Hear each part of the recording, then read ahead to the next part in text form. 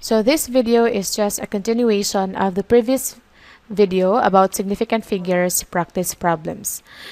So sa video na to, let's have divide 62 by 25. So 62 divided by 25, if ilalagay nyo yan sa calculator nyo, if you will input that to your calculator, it will give you 2.48. So, pag one has significant figures, if alam nyo na yung rules, there's no need for you to ask your teachers how many decimal places ang ilalagay nyo sa final answer ninyo. Actually, ang answer po sa tanong nyo ay nasa number mismo na ginamit nyo to divide. Let's say, this example, you have 6 and 2, that 62 has two significant figures, and also 25 has two significant figures. And therefore, your final answer should also contain two significant figures. But in this case, your calculator gave you 2.48, which is three significant figures. So, ang gagawin mo dito, just have to count 1, 2. And you have to look at the number next to it. Because it's 8, so this time, we have to round it up to 2.5. So, the final answer now is 2.5. So, let's have example number 2. Let's have 11 times 23. Now, our calculator will give us 253. Again, we have two significant figures in this side. We also have two significant figures for this side. And therefore, we need to have a final answer na may two significant figures. But in this case, it's 3. Then we have to count 1, 2. And right next to number 5 is number 3. So there's no need for us to round up because number 3 naman yung kasunod. So the final answer is 250. Okay, let's have example number 3. We have 101 times, let me just erase this number to avoid confusion. Para makita talaga na 101 lang yan. 101 times 162. Okay, if you multiply that one, your calculator will give you 16362 or 16,362. If we look at the significant figures in this side, it has 3. 1, 2, 3. This side has also 3, 1, 2, 3, and therefore, your final answer should contain 3 significant figures. But dito, meron kang 5, and therefore, you have to count 1, 2, 3, 1, 2, 3, and look at the number next to it. That's 6, so we have to round up the number from 3 to 4. So, the final answer is 16,400.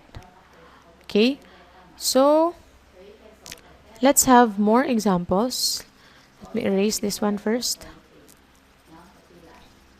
How about if hindi magkaparehas yung significant figures ng numero na ginamit mo to multiply or divide?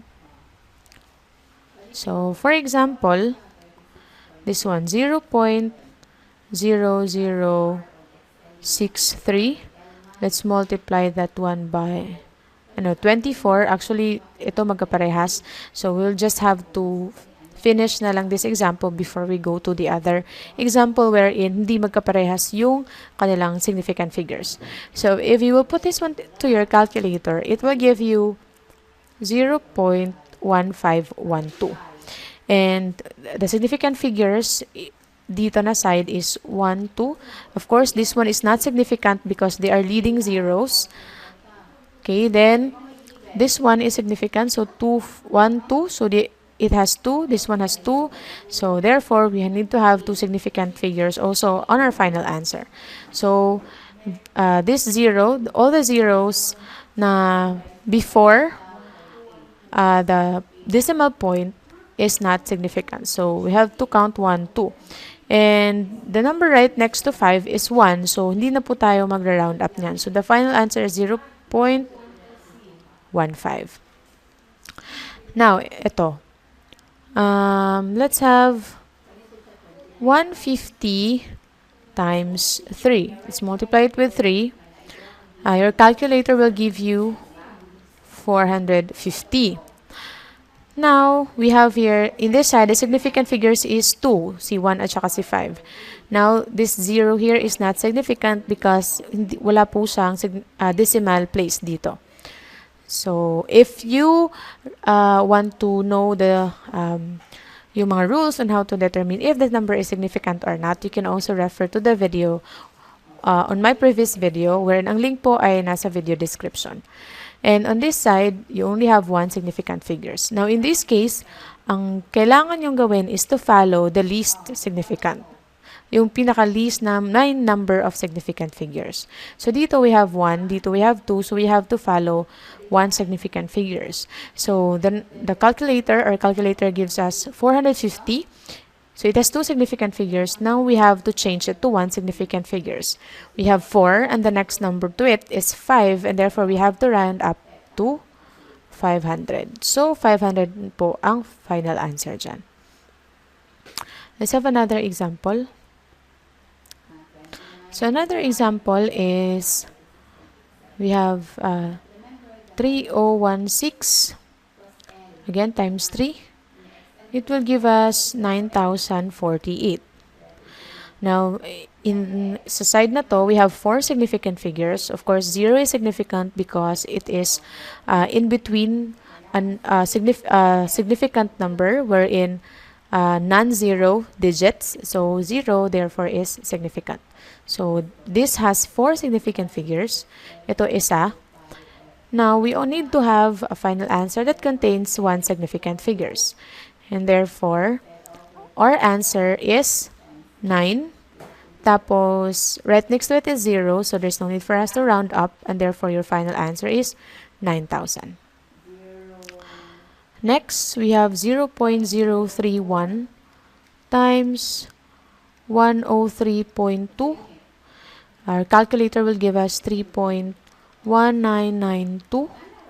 Okay, and if you notice, the significant figure here po is only 2. But the significant figures on this side is 4. We have 1, 0, 3, and 2. Okay, again, 0 here is significant because napapaloob siya, or it is bounded by 2 non-zero numbers. And if you will input that to your calculator, it will give you 3.1992. And this has 2 significant figures. This has 4 significant figures. So our final answer should only contain 2 significant figures. Now we have 3.1. And the number right next to 1 is 9. And therefore, we have to round up our answer to 3.2.